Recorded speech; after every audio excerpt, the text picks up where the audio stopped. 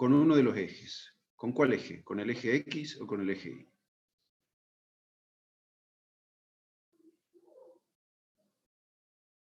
Con el eje Y. Con el eje Y, ¿sí? La fuerza P1, que es vertical, forma un ángulo de 30 grados, es decir, un ángulo alfa, con el eje Y.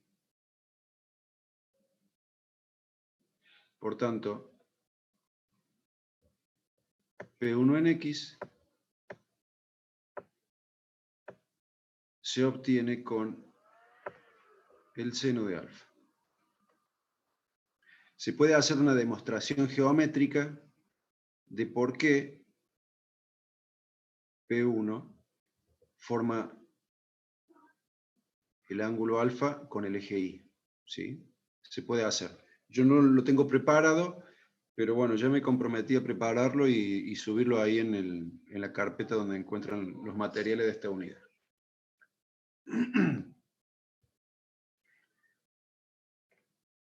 Listo con F.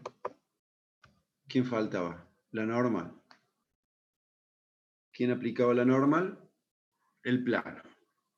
¿Qué dirección tiene la normal? Una dirección perpendicular al plano.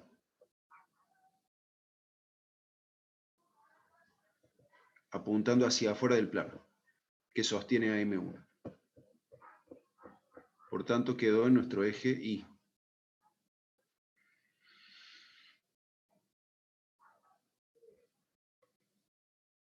Ya dibujamos. Ah, y nos faltaba esta. La fuerza de fricción. La fuerza de fricción tiene una dirección y un sentido determinado. Díganme ustedes cuál es la dirección y el sentido de la fuerza de fricción. Negativo respecto a X. ¿Y por qué? Porque está contrario a la aceleración. Exactamente. Y siempre tomamos la aceleración como el positivo. Muy bien. La fuerza de fricción se caracteriza por oponerse al movimiento. ¿Quién es el movimiento en este caso? La aceleración. Entonces el vector fuerza de fricción va a tener la misma dirección que la aceleración, por tanto queda en el eje X. Y va a tener sentido contrario, entonces apunta en el sentido de los X negativos, ¿sí? La fuerza de fricción se opone al movimiento. Bien, acá tenemos la expresión para determinar el valor de la fuerza de fricción. La fuerza de fricción es igual a mu sub k. Este subíndice k deriva de la palabra kinetic o cinético, quiere decir coeficiente de fricción dinámico o cinético. Coeficiente de fricción que se da entre las dos superficies cuando sí hay movimiento. Ustedes saben que puede haber fricción también cuando no hay movimiento. En ese caso, el coeficiente de fricción es un coeficiente de fricción estático. En este caso, que sí hay movimiento, estamos hablando de un coeficiente de fricción dinámico. Entonces, la fuerza de fricción es igual a ese coeficiente por la normal. Así obtenemos el módulo de la fuerza de fricción.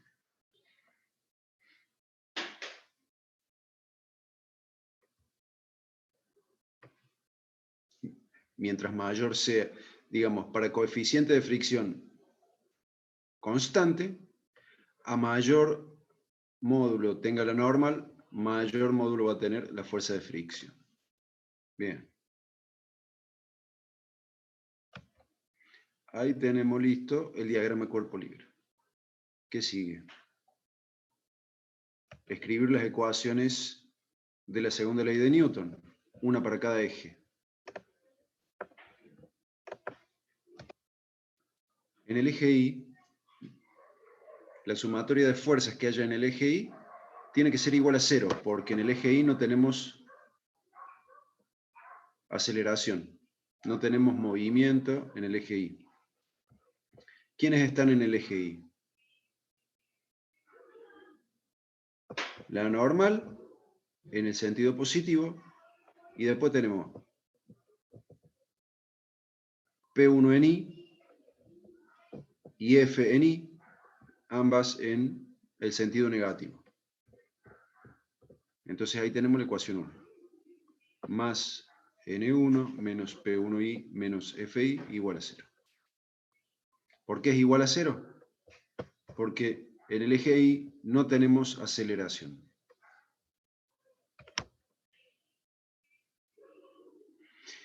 Sumatoria de fuerzas en el eje X va a ser igual a masa por aceleración, porque en el eje X sí tenemos aceleración.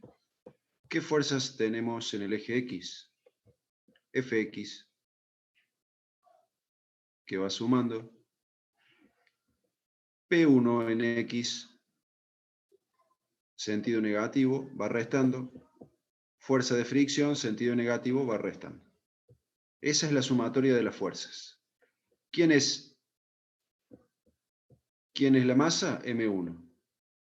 ¿Quién es la aceleración? Este vector de acá.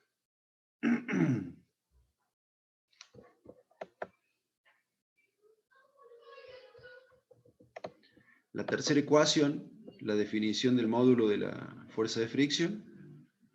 Ahí tenemos las dos incógnitas. La fuerza de fricción y el coeficiente de fricción. Aparece la normal, que no es un dato, pero a la normal la podemos obtener de la ecuación 1. Porque los datos son F en I y P1 en I. Esos son datos, por lo tanto, de la ecuación 1 podemos despejar la normal.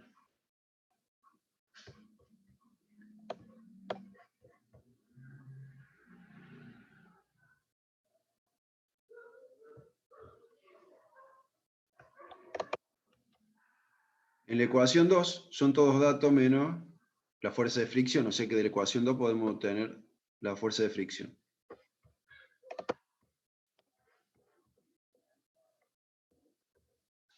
Cuando tengamos esos dos, la normal y la fuerza de fricción, podemos ir a la 3 y obtener el coeficiente de fricción.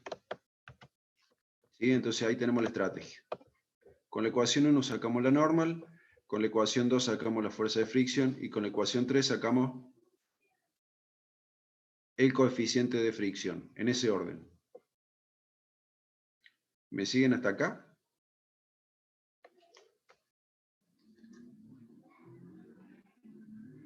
Sí, profe.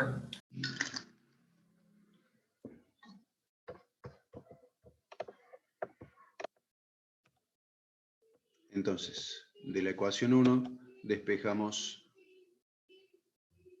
N1, reemplazamos a P1 y a FI por sus equivalentes. P1 lo reemplazamos por su equivalencia en función de M1, G y el ángulo del plano inclinado. A Fni la reemplazamos por su equivalencia en función de F y el ángulo del plano inclinado.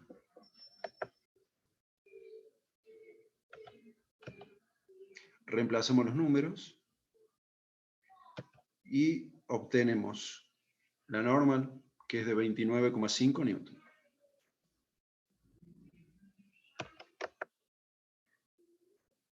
Con la ecuación 2 vamos a despejar la fuerza de fricción, cambiamos el signo,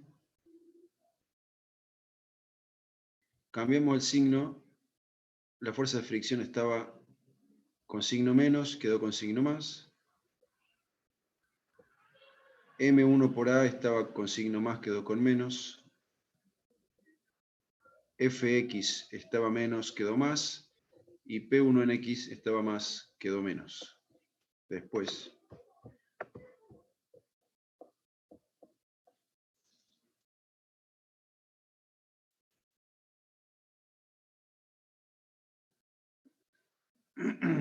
Ahí quedó igual que lo que estaba preguntando Augusto Olque.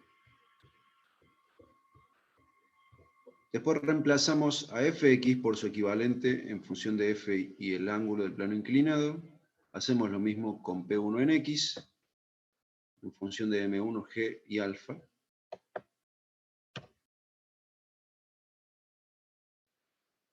Reemplazamos los números. Y ahí tenemos que la fuerza de fricción es de 6,85 newton. En la ecuación 3 despejamos... ¿Sí? Profe, no entendí nada. ¿Podría volver a la ecuación de recién? Creo que era Sí. la 2. Sí. Sí. No entendí ahí cuando despeja y baja, bueno, y pasa fuerza, que pasa esta Fx, Sí. bueno, que sería la Newton y menos 1, menos P, 1x. Sí.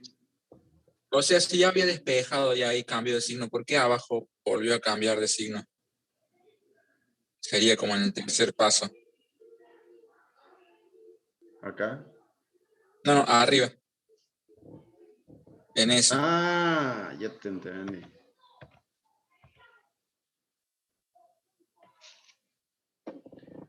Acá despejamos F, la fuerza de fricción. F en X, que estaba sumando, pasó restando. P1 en X, que estaba restando, pasó sumando. ¿Sí? Sí. Pero te quedó la fuerza de fricción con signo negativo. Entonces, le cambiamos el signo a todos. A la fuerza de fricción y a todos los que están del lado derecho. ¿Se entiende? Sí, profe. Ahora sí. Muchas gracias. Por eso hubo doble cambio de signo.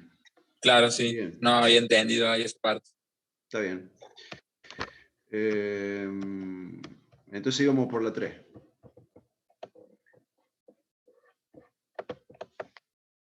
Despejamos el coeficiente de fricción, reemplazamos los números y ahí nos da 0,232. Observen que no tiene unidad, es un número adimensional.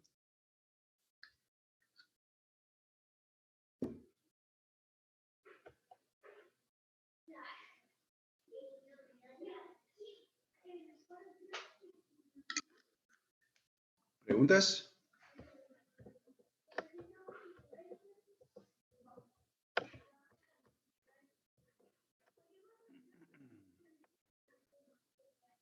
Para hacer una suerte de verificación de los resultados que obtuvimos, mirando el diagrama de cuerpo libre, tenemos que la aceleración va para arriba. Y miramos todas las fuerzas que están en el eje X. Fx, P1 en X y fuerza de fricción.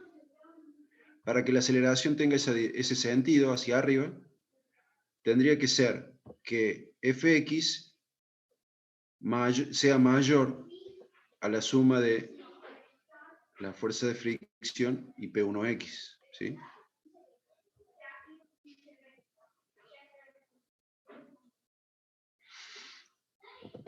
Acá tenemos los valores de F en X y de P1 en X.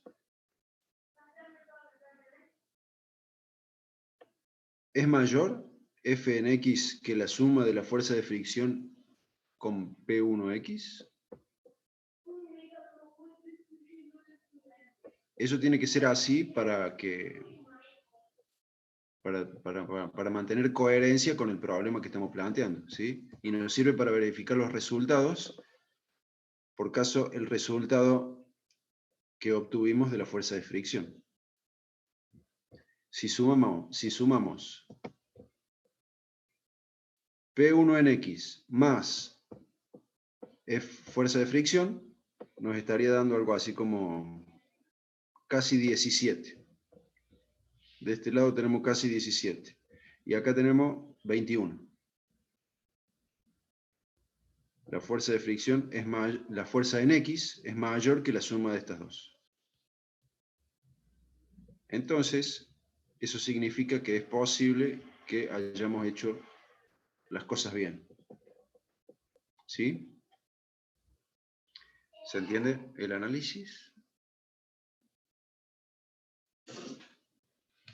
Claro, porque normalmente la aceleración indica que está subiendo, y Sí. si la fuerza en X fuera menor es porque algo está mal, y porque está cayendo. Claro.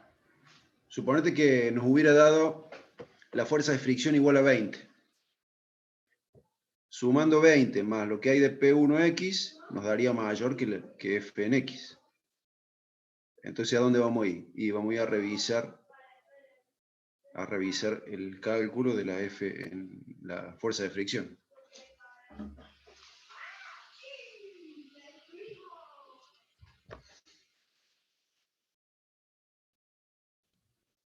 Bien. ¿Preguntas?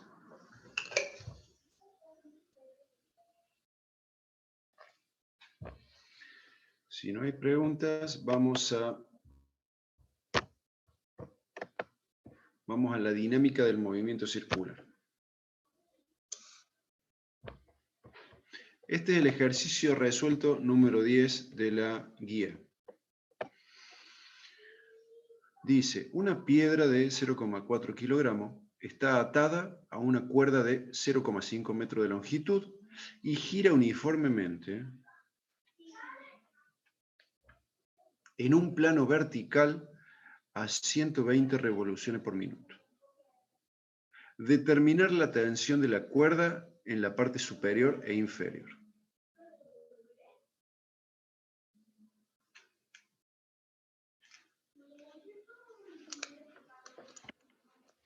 Bien, ¿qué tenemos acá?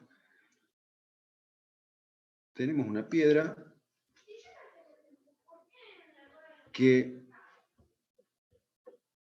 describe un movimiento circular.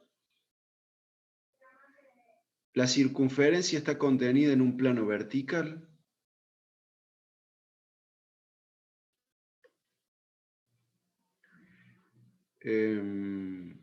La piedra está unida al centro de esa circunferencia mediante una soga de medio metro. Nosotros cuando hacíamos cinemática del movimiento circular, ¿qué sabíamos? Sabíamos que había una velocidad que le llamábamos velocidad tangencial. ¿Quién sería en este caso? Sería este vector. Este sería la velocidad tangencial de la piedra. ¿Qué más necesitábamos para tener movimiento circular? Necesitábamos una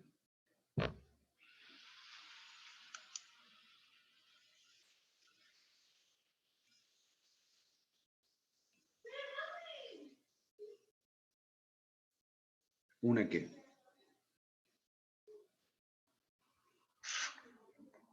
Tenía que haber también una velocidad centrípeta.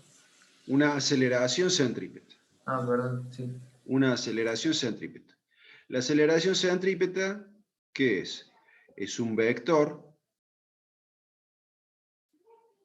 perpendicular a la velocidad tangencial en todo momento y que apunta hacia el centro de la circunferencia. Entonces, cuando la piedra esté acá arriba, para que esto sea un movimiento circular, tiene que haber una aceleración centrípeta apuntando hacia abajo. Cuando la piedra esté acá abajo, tiene que haber una aceleración centrípeta, que es un vector que va a estar apuntando hacia arriba. En ambos casos, esta es la parte más baja del movimiento, esta es la parte más alta del movimiento. En ambos casos, la aceleración centrípeta va a ser vertical. Cuando nosotros estudiábamos cinemática, el problema terminaba ahí. Velocidad tangencial, aceleración centrípeta. Ahora sabemos que para tener una aceleración, ¿qué tiene que haber? ¿Qué dice la segunda ley de Newton?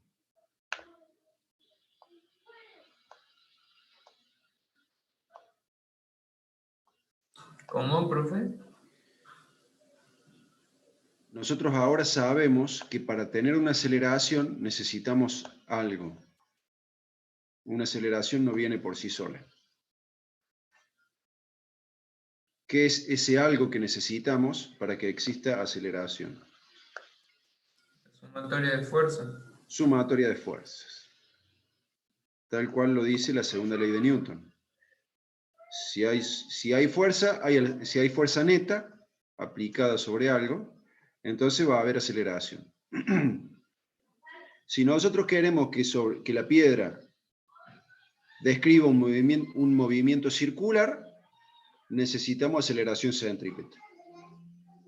Y si queremos aceleración centrípeta, alguien tiene que aplicar una fuerza sobre la piedra. ¿Quiénes son los candidatos que podrían estar aplicando fuerzas sobre la piedra? Dígalo. Lancioni, profe. ¿Cómo? ¿Opciones? No, profe, dije Lancioni. Lancioni podría ser, pero en este caso la soga está atada al centro de la circunferencia por un lado y a la piedra por el otro.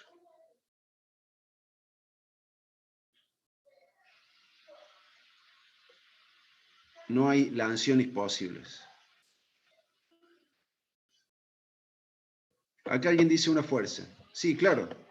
Pero como ya sabemos nosotros, no existe fuerza si no hay alguien que esté ejerciendo la fuerza.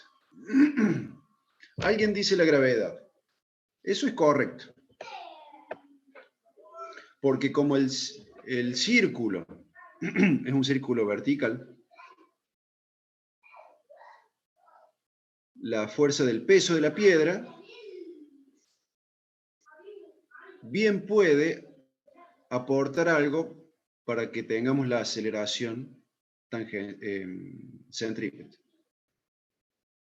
¿Sí? Entonces la gravedad es una respuesta correcta. Alguien dice la tensión de la cuerda. Bien, la piedra se mantiene girando alrededor de un punto porque hay una soga que se encarga de que así sea. ¿Sí? Hay una soga que une a la piedra con el centro del movimiento circular. Entonces la soga es el otro candidato que podría estar haciendo fuerza, la fuerza necesaria para tener aceleración centrípeta. ¿Sí?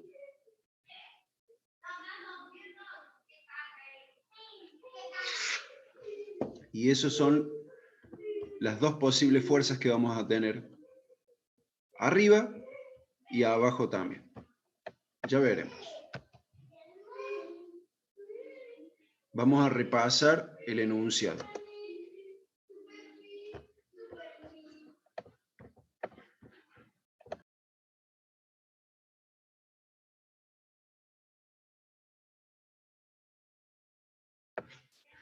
Dice, una piedra de 0,4 kilogramos, ¿sí? Ese es M1. ¿Ven la piedra ahí arriba? ¿Y acá abajo? ¿La ven?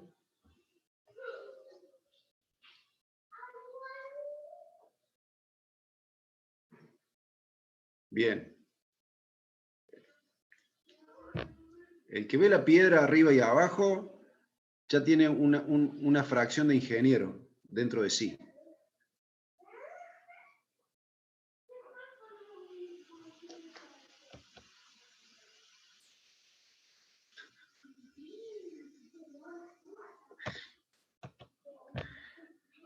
Dice que la piedra está atada a una cuerda de medio metro de longitud. Ese es el radio de la circunferencia. Dice que gira uniformemente. Es decir, que estamos ante la presencia de un MCU. Decir que la piedra gira uniformemente en este círculo vertical es una simplificación, porque como ya veremos cuando dominemos el arte de las técnicas de la energía, en la unidad siguiente, la unidad 5, vamos a retomar este problema del movimiento circular en un plano vertical. Y vamos a ver que la velocidad que la piedra puede tener arriba va a ser menor que la velocidad que la piedra puede tener abajo. ¿Sí? Van a ser distintas. Si arriba tiene una velocidad, cuando esté abajo va a tener una velocidad mayor. Eso sería un modelo más aproximado a la práctica.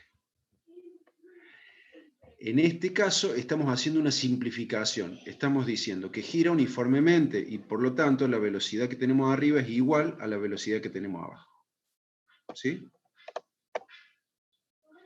Dice que está en un plano vertical, entonces la gravedad está jugando en la misma dirección que la aceleración centrípeta.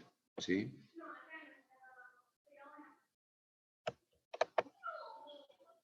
Dice que la velocidad es de 120 RPM, revoluciones por minuto, ¿sí? O vueltas por minuto. Yo lo convertí a metros sobre segundo, acá está la cuenta.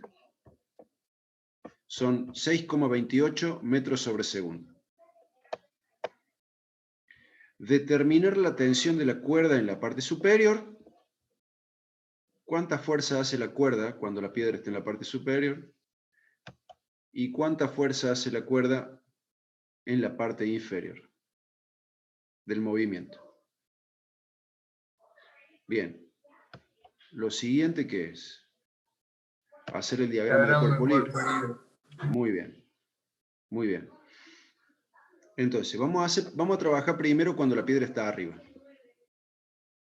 Lo primero que hacemos es preguntar cuál es la dirección de la aceleración para de esa forma hacer un sistema de referencia. Definimos un eje X que vaya en la misma dirección que la aceleración que tenemos. ¿La aceleración cómo es? Vertical apuntando hacia abajo. Definimos así tal cual el eje X. Definimos el eje Y perpendicular. Yo le puse positivo hacia la izquierda para que vaya en el mismo sentido que la velocidad tangencial. Pero como en la dirección del eje Y no tenemos aceleración, prácticamente ese eje Y queda de adorno ahí. Repasamos después quiénes son los que aplican fuerza sobre M1. Teníamos la fuerza debida al campo de gravitación de la Tierra, P1 vertical apuntando hacia abajo, y la otra fuerza venía dada por la soga que sostiene la piedra, T1, también apuntando hacia abajo. ¿Sí? La función de la soga, ¿cuál es? Mantener a la piedra a una distancia R del centro de esta circunferencia. Bien. Ahí ya estamos con las fuerzas. Lo que seguía ahora era escribir ecuaciones. Primero, la ecuación 1 es la definición del movimiento circular uniforme, que la aceleración centrípeta es igual a la velocidad al cuadrado dividido el radio. La sumatoria de fuerzas en el eje Y, ni hay fuerzas, ni hay aceleración, así que la pasamos de largo. La sumatoria de fuerzas en el eje X. Acá sí tenemos fuerzas que son P1 y T1, ambas positivas. ¿quién es la masa? M1. ¿Y quién es la aceleración? La aceleración centrípeta. Revisemos los datos que tenemos.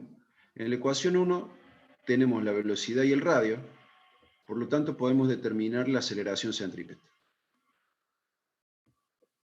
En la ecuación 2, cuando tengamos la aceleración centrípeta, vamos a poder despejar la incógnita que es T1. Profe, Sí, perdón, en el gráfico, el diagrama de cuerpo libre que hicimos antes, sí, me choca un poco la forma en la que escribimos los ejes. sí. ¿Cuál es la pregunta? Bueno, básicamente, ¿por qué Y está en el eje horizontal y X en el vertical? E incluso si dijéramos que empieza desde abajo, desde el principio, en el está el X vertical y el X horizontal, perdón, el Y vertical y el X como horizontal. Si seguimos esos ejes y llega hasta arriba, el X seguiría siendo horizontal y el Y sería vertical pero hacia abajo.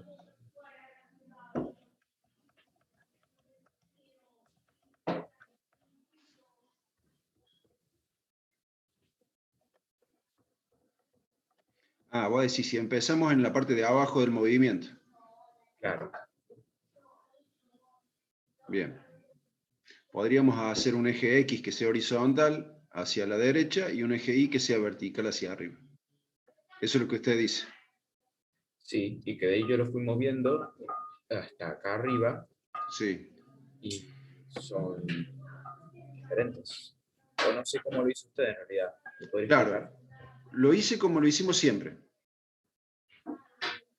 Definimos un eje X que tenga la misma dirección y sentido que la aceleración de M1.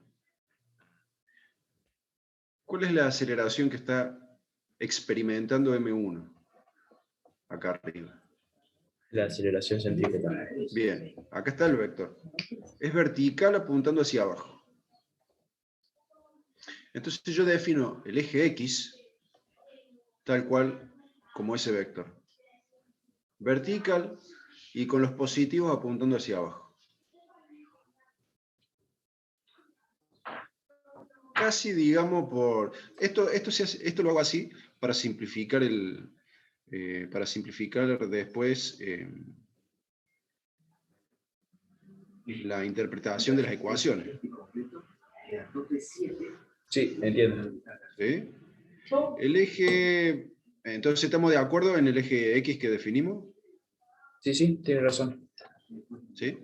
Viene siempre, Gracias. siempre el origen del sistema de coordenadas tiene mucho que ver, casi todo que ver, con la dirección de la aceleración que experimenta M1. ¿Sí? Bien. Entonces, acá, en la ecuación 1 ya podemos determinar cuánto vale la aceleración centrípeta. 78,9 metros sobre segundo. Ese valor, como estamos hablando de MCU, ese valor va a ser el igual para cuando estemos abajo. ¿Sí? Vamos a la ecuación 2, despejamos T1.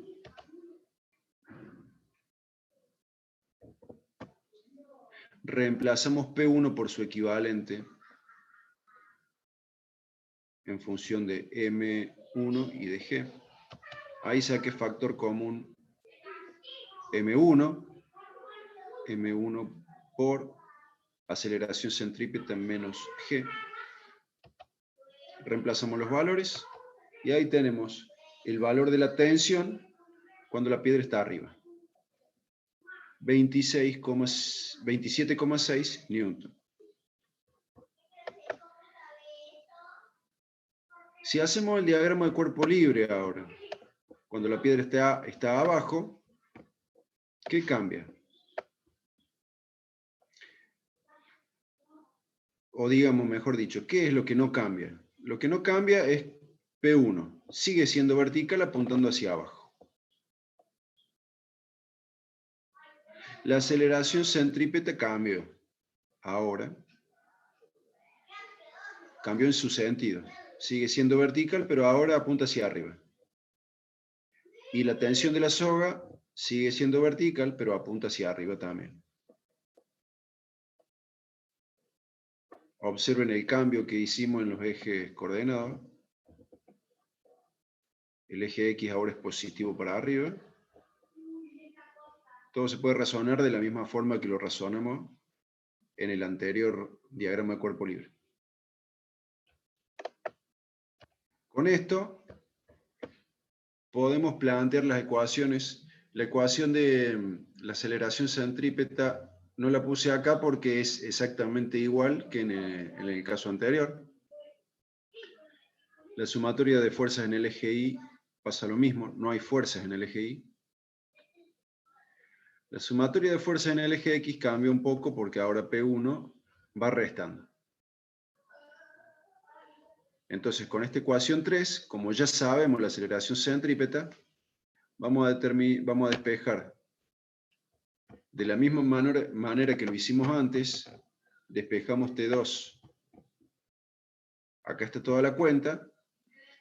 Y podríamos llegar a que T2 vale 35,5 newton. ¿Preguntas hasta acá?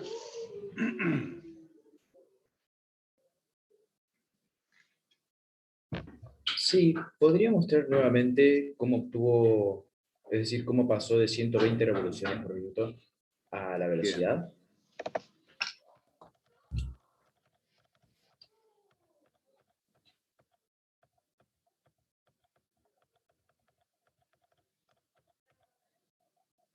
¿Dónde estoy? Ahí.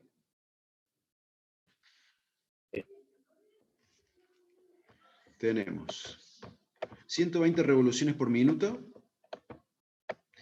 Serían 120 vueltas cada 60 segundos. 120 dividido 60 te queda en 2. 2 vueltas por segundo. 2 vueltas. Una vuelta, ¿cuántos radianes son? Una vuelta es 2 pi radianes. Entonces, 2 vueltas nos quedarían 4 pi radianes. ¿Hasta ahí me sigue? Sí, se entiende. Y para pasar de radianes sobre segundo a metros sobre segundo, tenemos que multiplicar por el radio. Multiplicando 4pi por 0,5 te queda 6,28. ¿Sí?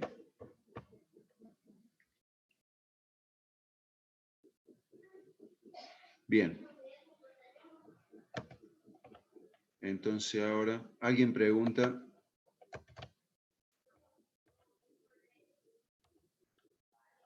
Profe, recién ¿qué estabas calculando? Disculpa. Estaba convirtiendo la velocidad de RPM a metros sobre segundo. Ah, bien, gracias. Alguien preguntó si puede volver a T1.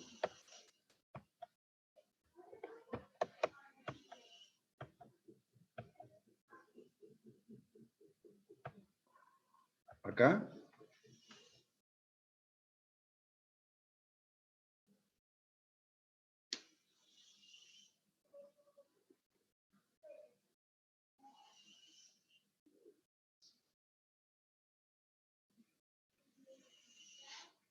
¿Estamos listos? Bien. Entonces, habíamos llegado a determinar T2 y ahora vamos a analizar un poco los resultados.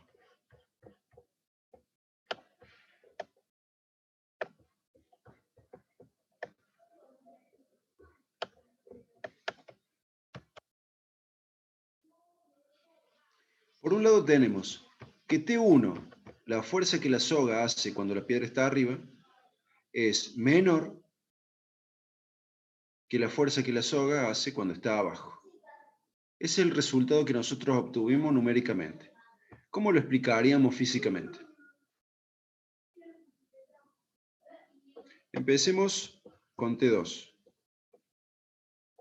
¿Cuál es la función que tiene que cumplir T2 cuando la piedra está abajo? Las funciones son dos. Una es sostener el peso de la piedra. ¿Y la otra función cuál es? Es darnos la aceleración centrípeta. Si nosotros miramos la ecuación 3,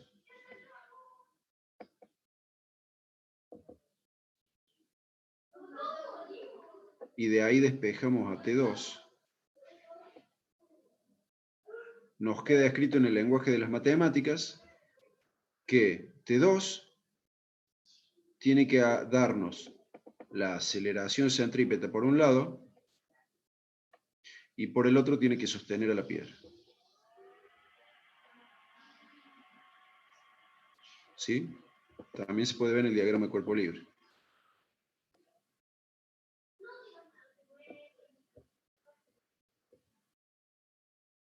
En el caso de T1, cuando la piedra está arriba, miren la ecuación 2. Para obtener la aceleración centrípeta necesaria,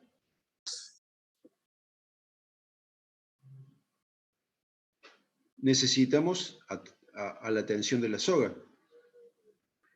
Pero observen que tenemos el peso de la misma piedra. El peso de la misma piedra, ¿qué está haciendo acá? Nos está haciendo su pequeño aporte para obtener la aceleración centrípeta. Cuando la piedra está arriba, el peso de la piedra hace su aporte a la aceleración centrípeta, ¿lo ven? Y lo que falte, ¿quién lo da? La tensión de la soga.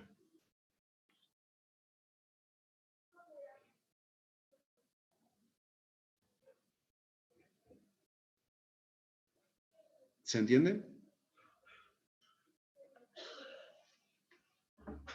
Es por eso que la soga hace mayor esfuerzo cuando la piedra está abajo que cuando la piedra está arriba. Cuando la piedra está arriba, la soga recibe ayuda para obtener esa aceleración centrípeta que necesitamos. Cuando la piedra está abajo, la soga no recibe ayuda, por el contrario, le cargamos un peso extra, el peso de la piedra. ¿Se entiende? La dinámica del movimiento circular.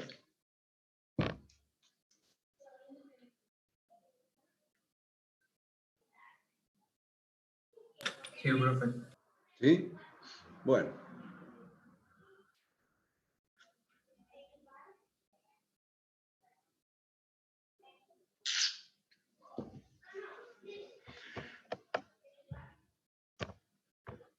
Vamos con el 15.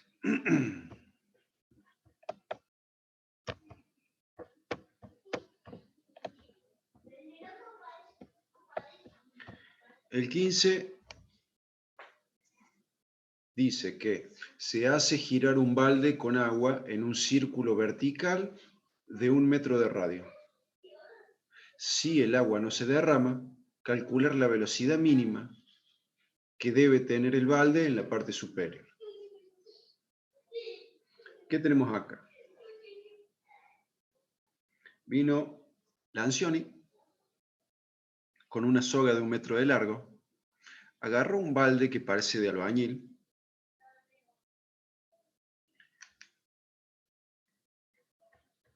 creo que, no sé si alguna vez ustedes habrán visto un balde de albañil. Posiblemente no. Pero bueno, Lancioni agarró uno,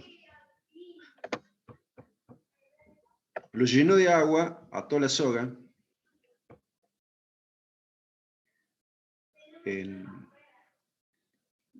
ató el balde con la soga y empezó a revolear el balde, haciendo que éste describa un movimiento circular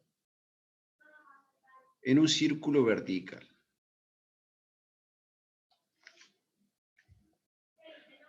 ¿Sí? Bien. Lancioni, ¿qué quería hacer con esto? Quería ver cuál era la velocidad mínima que puede tener el balde allá arriba, la velocidad tangencial mínima, necesaria para que el agua no se derrame y no se le caiga encima. Bien.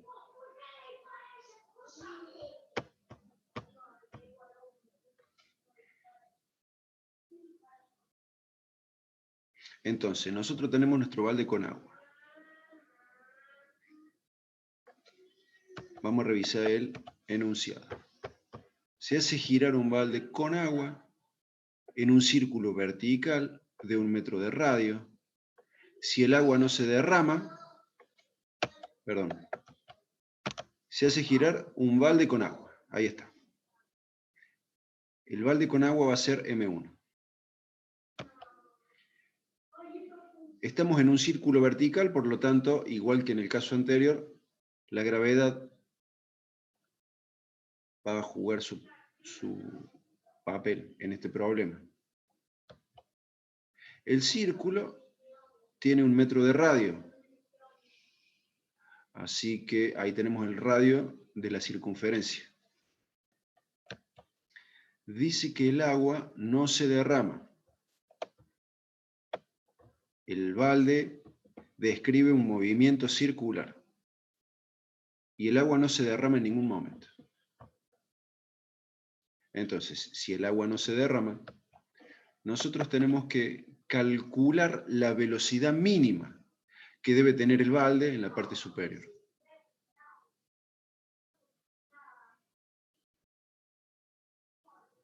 La velocidad tangencial mínima que debe tener el balde en la parte superior del movimiento. Entonces, acá ¿qué vamos a tener? Tenemos la cinemática del movimiento circular, nos va a dar una ecuación que relaciona la velocidad con la aceleración centrípeta. Y con la dinámica vamos a determinar quién es la fuerza que nos va a dar esa aceleración.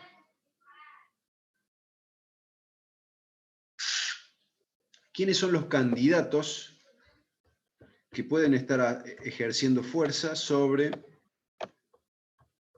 el balde? La tensión y la gravedad. Muy bien, muy bien. Como el círculo está vertical, tenemos la gravedad, el peso.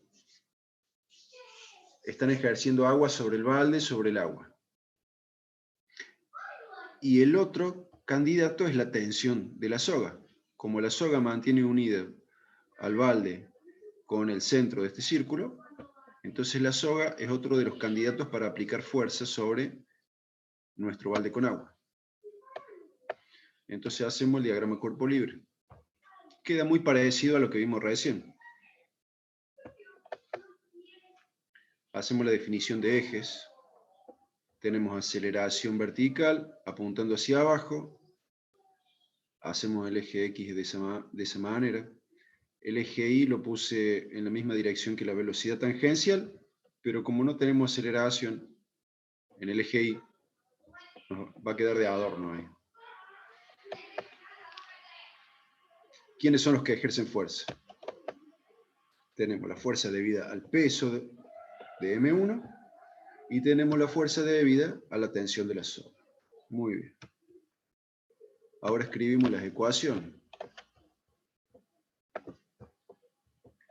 Escribimos las ecuaciones y tenemos la 1, la del movimiento circular.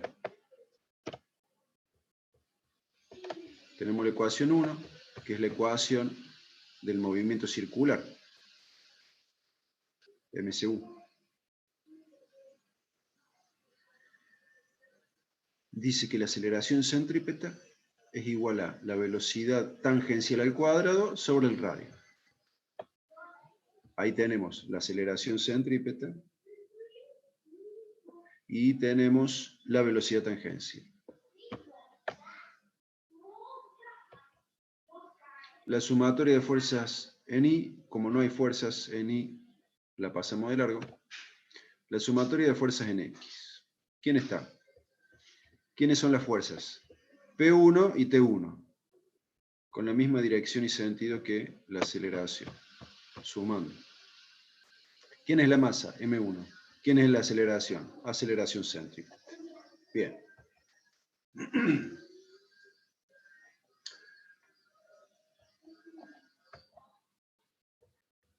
¿Cuáles son los datos que tenemos? Y las incógnitas. El único dato que tenemos es el radio. Y la gravedad. La incógnita es la velocidad. Está en la ecuación 1. Nosotros tenemos que determinar el valor mínimo de la velocidad tangencial para que el agua no se derrame.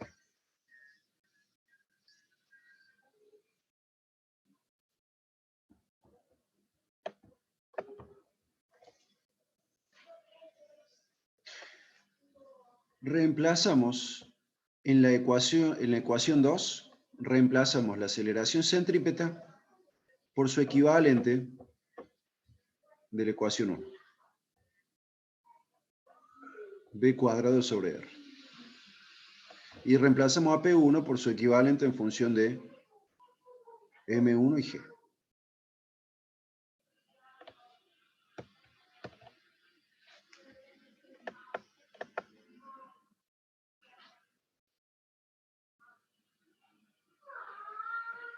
¿Sí? Vamos a tratar de relacionar el valor de la velocidad con la gravedad y con la tensión de la soga.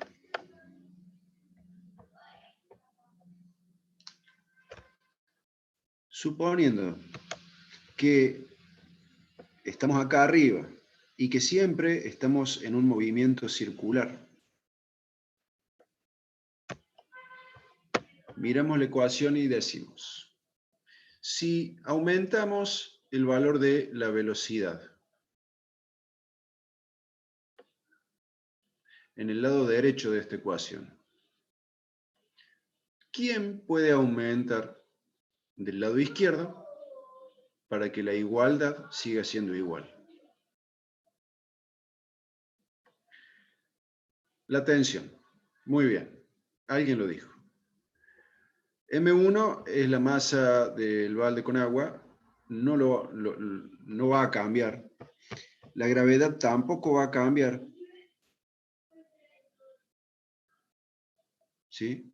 Estamos en la superficie de la Tierra. La gravedad no va a cambiar. La única que puede cambiar es la tensión. Entonces, si la velocidad tangencial aumentara, aumentaría la tensión. Y si la velocidad tangencial disminuyera, también disminuiría la tensión. ¿Sí?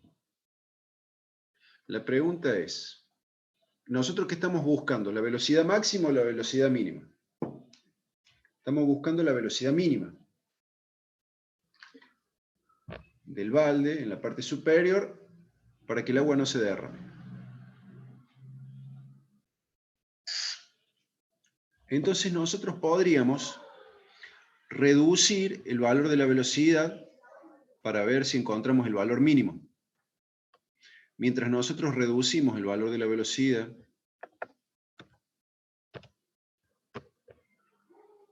se va a ir reduciendo el valor de la tensión. ¿Y hasta cuándo podríamos hacer eso? ¿Hasta cuándo podemos reducir el valor de la tensión de la soga?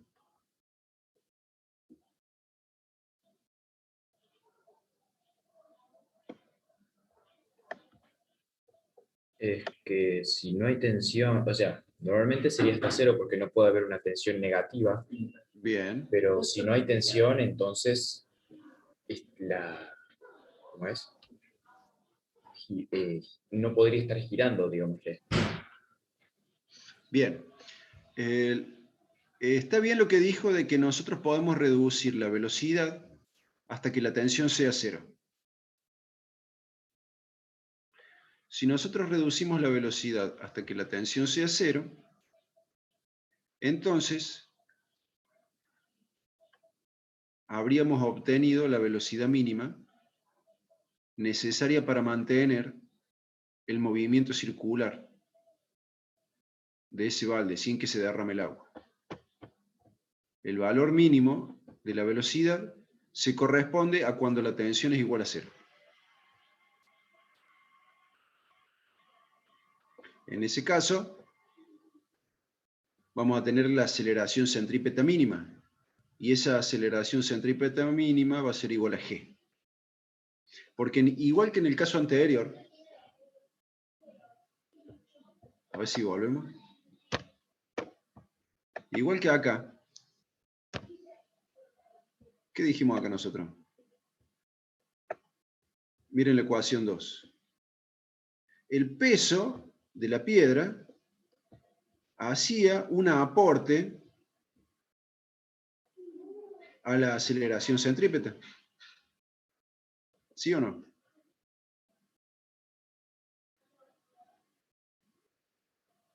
Sí, sí lo hace. ¿Sí? Entonces, cuando estamos hablando del balde con agua, nosotros podemos reducir la velocidad tangencial, pero no la podemos reducir indefinidamente. Si nosotros queremos mantener el movimiento circular, tiene que ser hasta que la tensión sea cero. Cuando la tensión sea cero, siempre hablando en esta posición acá arriba. Cuando la tensión sea cero, la fuerza necesaria para obtener aceleración centrípeta la va a aportar el peso, del agua, el peso del balde.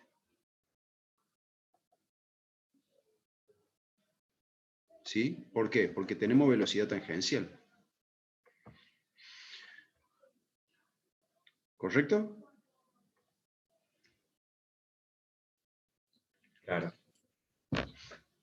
Pero solo entonces nos quedaría saber la masa del objeto. Vamos a ver. Entonces nosotros le asignamos a la velocidad tangencial el valor mínimo. ¿Cuál es la condición de valor mínimo? Que la tensión sea igual a cero.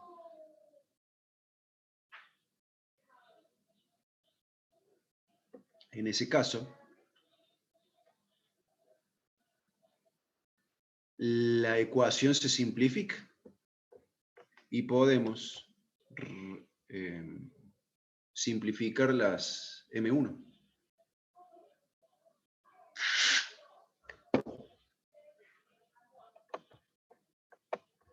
¿Y qué nos queda?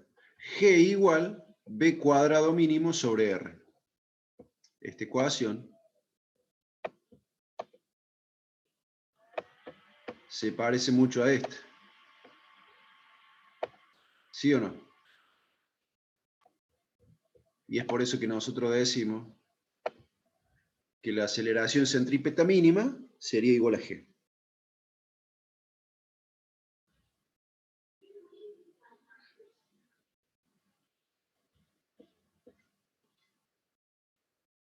Si la velocidad tangencial fuera menor que este valor mínimo, ¿qué pasaría?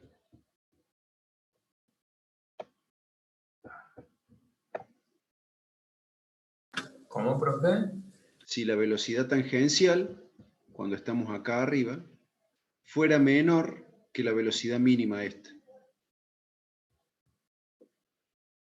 Se No cae se el cae agua. el agua. Se cae el agua. Se caería el agua, no sería capaz de mantener su movimiento circular de radio 1 metro. Entonces el agua se derramaría describiendo un movimiento. ¿Qué tipo de movimiento? Ya dijimos que no es circular.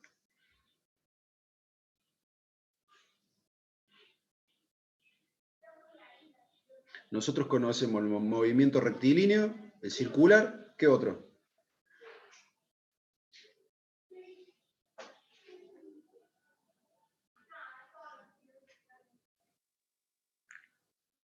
Caída libre, ¿qué otro? El de tiro oblicuo.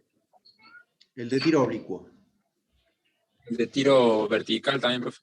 tiro vertical. Pero en este caso, ¿qué pasaría con el agua del balde? Sí, cuando está acá arriba la velocidad es menor que esa velocidad mínima. ¿Describiría un movimiento de qué tipo? De caída libre. De caída libre sería vertical. No, tiro oblicuo. De tiro oblicuo, porque tiene una velocidad. Sí, tiene Es menor un que la cambio mínima. Es menor de que la mínima. posición en I. Ujú. Claro. Tiene una velocidad en el horizontal hacia la derecha. Entonces, se va a derramar siguiendo una... A ver si lo puedo dibujar.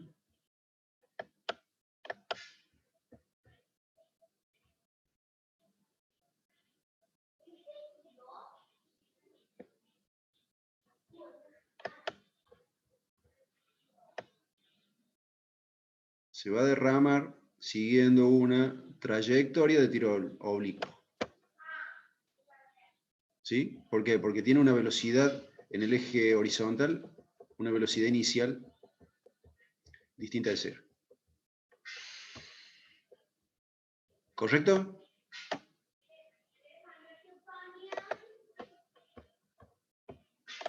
Sí, todo entendido.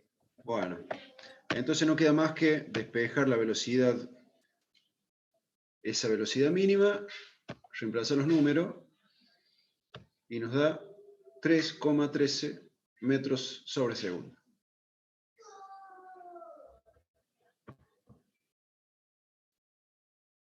¿Preguntas?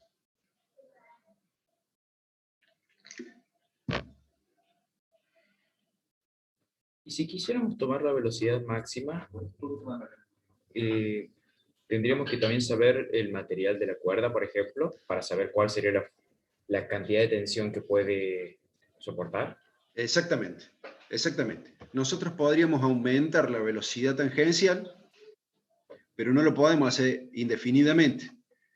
¿Quién va a poner el límite? La soga. La tensión. Claro, Porque va a haber claro. un punto que se va a cortar. Claro. Si cuando nosotros vamos a comprar una soga, domésticamente, nunca uno va a pedir una soga que soporte una tensión de 300 newton. Digamos, a nivel doméstico no. Pero a nivel industrial y científico, sí. Científicamente, si uno va a poner una soga acá para sostener el balde, conociendo la velocidad máxima de funcionamiento, podría determinar cuál es el valor de la tensión que debe soportar esa soga o ese cable sin romperse. Sí, señor. O sabiendo la tensión máxima que puede soportar el cable, se determina la velocidad máxima de funcionamiento de esta máquina. Así funcionaría en la práctica. O la velocidad a la que lo sacude la soga la anciana. Claro. Sí, señor. Cuando el anciano iba a comprar una soga a la ferretería, él dice, necesito que soporte tanta tensión como mínimo. Mire que lo voy a medir. Bien. Vamos a hacer... antes que se vayan todos. Les voy a dejar la tarea. Yo sé que ustedes lo hacen. Ahora que estamos todos en confinamiento máximo. De tarea tienen el 13 y el 17. Ahora vamos a revisar un poco el 16. Faltan 5 minutos, así que vamos a revisar un poco esto nomás y los dejo libres. El 16 dice que hay un péndulo colgado en el techo de un automóvil. Ese péndulo se desvía a un ángulo de 20 grados, ¿sí? Con respecto de la vertical, que sería la posición de equilibrio de... Ese es el 17. No, usted está equivocado. Acá dice 17, pero no es lo mismo. Ahí dice 17, pero yo me equivoqué. Ahí tiene que decir 16. A ver, pero vamos acá.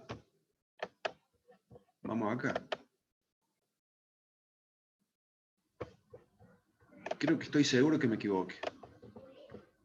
Claro, ¿eh? El 16 es el que estamos viendo ahora. Pero yo me equivoqué y le puse 17 acá. ¿Sí? ¿Era eso?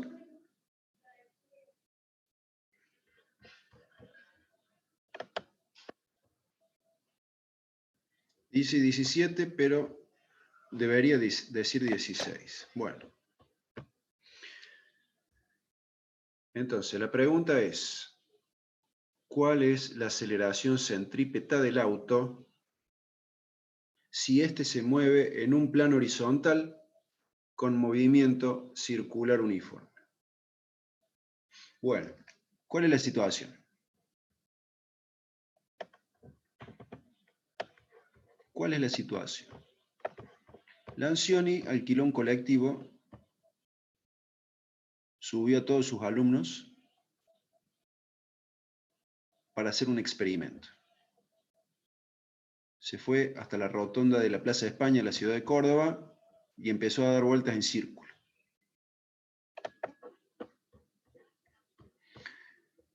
En ese momento dijo, miren ustedes que del techo del colectivo cuelga un péndulo. ¿Sí? Se midió que la desviación de ese péndulo con respecto a la línea vertical era de 20 grados. ¿Sí?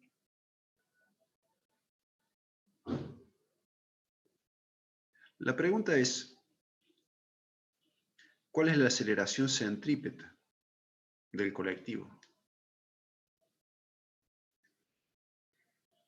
Yo tengo otra pregunta. ¿A dónde está el centro? Mirando este dibujo, ¿a dónde está el centro del movimiento circular?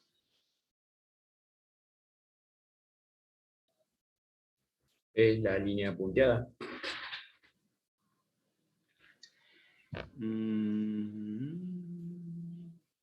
Está en esa dirección. Usted se refiere a la línea vertical. Sí, perdón, pero... Está en esa dirección. O sea, está a la izquierda, mirando nuestro dibujo, está a la izquierda de la desviación, de los 20 grados. En esa dirección está el centro del movimiento circular. ¿Quién está experimentando movimiento circular? El péndulo. El péndulo. Primero, ¿quién fue primero, el huevo o la gallina? El auto dice acá, que el auto se está moviendo en un plano horizontal, con movimiento circular uniforme. Entonces, ¿quién está experimentando movimiento circular? Primero el auto. Sí. Y por consiguiente, todo lo que va adentro. Primero el auto, ¿sí? El centro del movimiento circular tiene que estar más o menos por acá. ¿Sí? por ahí donde está el punto rojo. Podría ser 10, 20 metros el radio.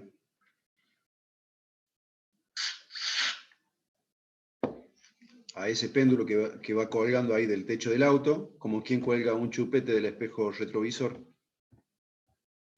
Cuando el auto va doblando hacia la izquierda, digamos, el péndulo se desplaza hacia la derecha. ¿Sí? Bien. Vamos a hacer... Entonces, estaríamos de acuerdo nosotros en que la aceleración centrípeta que experimenta el auto es la misma que experimenta la masa del péndulo. ¿Estamos de acuerdo en eso?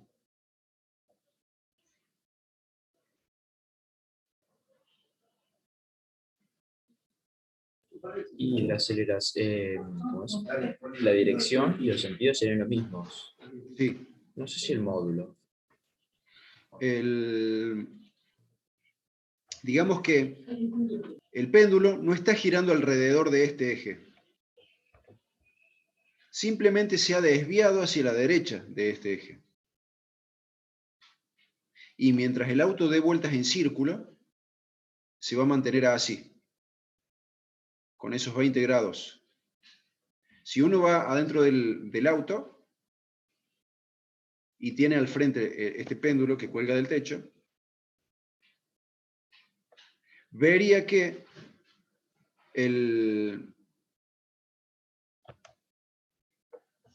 mientras el auto gira en círculos, el péndulo se mantiene ahí inclinado 20 grados hacia la derecha. ¿Sí?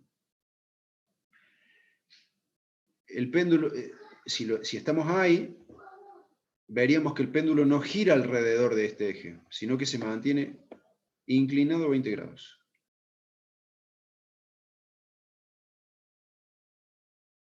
¿Me siguen ahí?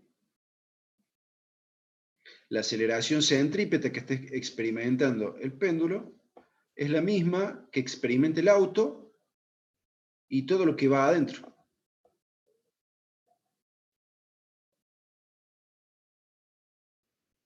¿Estamos de acuerdo? Sí, no hay problema. Bueno, entonces, repasemos el enunciado. Un péndulo colgado en el techo de un automóvil se desvía 20 grados. ¿Cuál es la aceleración centrípeta del auto? Si éste se mueve en un plano horizontal con movimiento circular uniforme.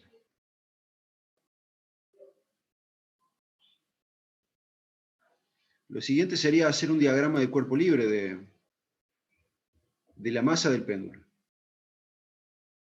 En ese diagrama de cuerpo libre vamos a poner una aceleración. ¿Quién es la aceleración? La aceleración centrípeta. La aceleración centrípeta, que es horizontal. Muy bien. Vamos a poner fuerzas. ¿Quién o quiénes ejercen fuerza sobre la masa del péndulo? Profe, tengo una La duda. tensión. Perdón. La tensión. Muy bien. El ¿Quién más? peso del péndulo. Y el peso del péndulo. Bien, ¿alguien más? Yo quería preguntar porque en una clase que tuvimos con Ancioni mencionamos la fuerza centrífuga, pero que Sí. para eso uno tenía que estar en el objeto que se está moviendo. Claro. Y en este caso no estamos tomando la perspectiva como que estamos dentro del auto. En este caso, sí. Estamos dentro del auto, sí. Fíjate, si vos te subís acá, a la masa del péndulo, estarías en un, como dice la Ancioni, en un sistema de referencia no inercial. ¿Está bien?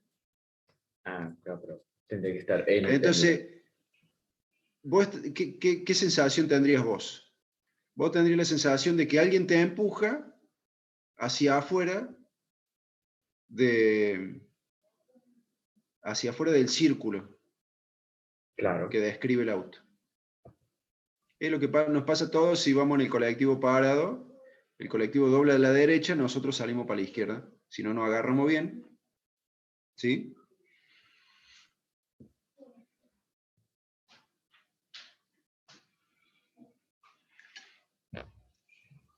¿Está bien? ¿Está claro? Sí, perdón, se entiende.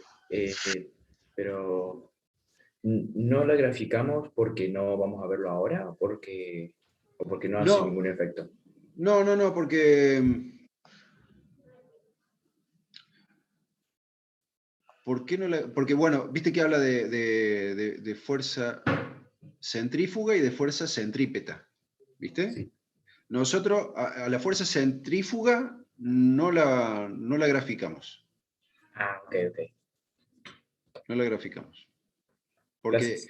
habla de la sensación que tendría el sujeto que está ahí metido en este caso, en la masa del péndulo. Claro, no es de Porque mucha ayuda. lo que nosotros ¿qué sabemos? Que hay una aceleración centrípeta, no hay aceleración centrífuga. Claro, Entonces nosotros tenemos que hablar de fuerza centrípeta, no de fuerza centrífuga. ok. Bien. Entonces, después de eso, ustedes van a hacer el diagrama del cuerpo libre. Ya mencionamos las dos cosas que aplican fuerza sobre el péndulo. La soga, la tensión, y el campo de gravitación, el peso. Ya mencionamos que la única aceleración que experimenta M1 es la aceleración centrípeta. Esa aceleración centrípeta es la misma que experimenta el auto. Esa es la incógnita.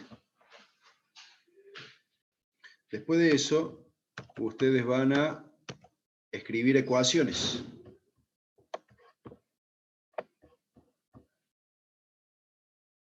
En este caso no hay radio, ni hay velocidad tangencial, por lo tanto, nos vamos a limitar a escribir las ecuaciones de segunda ley de Newton. Como ya nos pasamos de hora, yo les dejo este también para que lo revisen ustedes, está resuelto, y los libero hasta la semana que viene.